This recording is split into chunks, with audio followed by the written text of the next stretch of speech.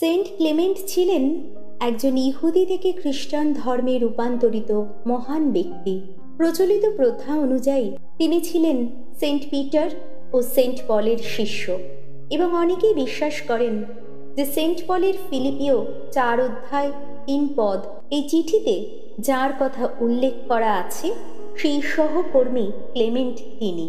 2য় শতাব্দীর শেষ দিকে সেন্ট ইরেনিয়াস তার সম্পর্কে বলেছিলেন, তিনি ধন্য প্রেরিতদের দেখেছিলেন এবং তাদের সঙ্গে কথা বলেছিলেন। তাদের শিক্ষা তার কানে সদা ধ্বনিত হতো।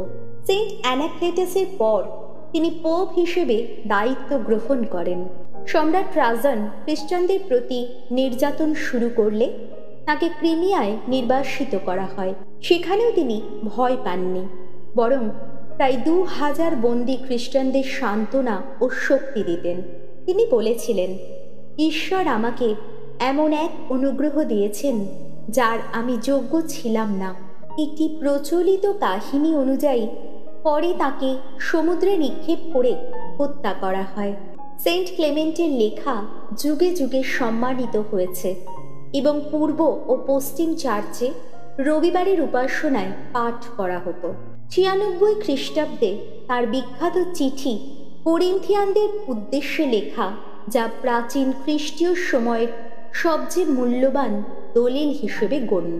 করিন্থের চার্চে যখন কিছু লোক ঈর্ষা এবং ক্ষমতার লোভে যাজকদের বিতাড়িত করে বিশৃঙ্খলা সৃষ্টি করে, তখন তিনি তাদের উদ্দেশ্যে লিখেছিলেন, সৃষ্টি যেমন শৃঙ্খলা মানে তেমনি তোমরাও শৃঙ্খলা মানো। অহংকার মানুষের জন্য লজ্জাজনক। ভালোবাসা ছাড়া কিছুই সুন্দর নয়। খ্রিস্ট এটি প্রমাণ করেছেন যখন তিনি তার দেহ আমাদের জন্য উৎসর্গ করেছেন। তিনি আরও সতর্ক করেছিলেন, যে কেউ ঈশ্বরের মাধ্যমে আমাদের বলা কথার অবাধ্যতা করে সে বড় অপরাধের মধ্যেই পড়ে। এটাই ছিল ইতিহাসের প্রথম পরিচিত পোপাল ডিক্রি, যেখানে রোমের চার্চের কর্তৃত্ব স্পষ্টভাবেই ফুটে ওঠে। সেন্ট ক্লেমেন্টের নাম মাসের কাননে প্রেরিতদের নামের ঠিক পরেই। তিনি সমুদ্রযাত্রায় যুক্ত মানুষ এবং পাথর কাটা শ্রমিকদের রক্ষাকর্তা প্যাট্রন সেন্ট হিসেবে সম্মানিত। সেন্ট ক্লেমেন্ট আমাদের জন্য প্রার্থনা করুন। আমেন।